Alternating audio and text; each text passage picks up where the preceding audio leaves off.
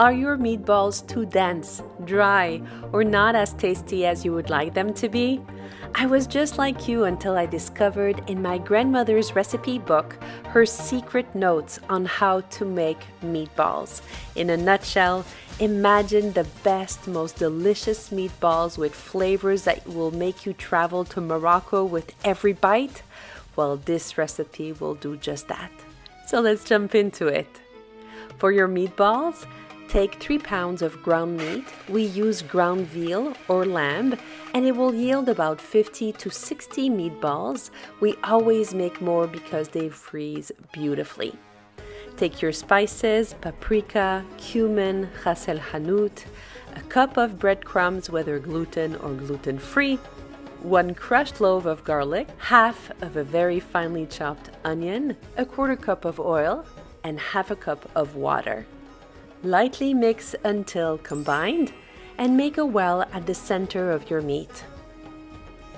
Add 4 egg yolks. The egg yolks will bind the meat to the rest of the ingredients and will make a meatball that will hold together. Mix everything until fully combined, but do not overmix, as this will create a very dense meatball.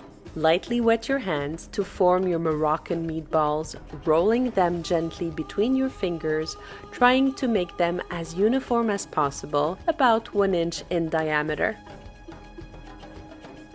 Put your Moroccan meatballs in 2 cups of boiling water seasoned with turmeric, paprika, and oil. Cook the meatballs for about 12 minutes and put them aside. Let the sauce reduce for about 5 to 10 minutes on medium to high heat until it thickens. In a preheated pan, cook some onions with 1 diced tomato. Add your meatballs and cook on medium-high heat a few minutes until it browns.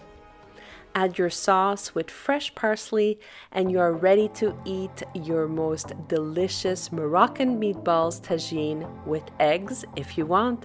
You can also serve them as part of your Moroccan Shabbat recipes, whether for Shabbat dinner or as an appetizer for Shabbat lunch or for your favorite spaghetti meatballs night.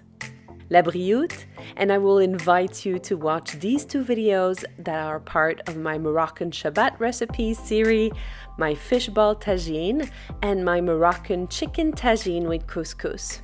Thank you for being here. It means the world to me.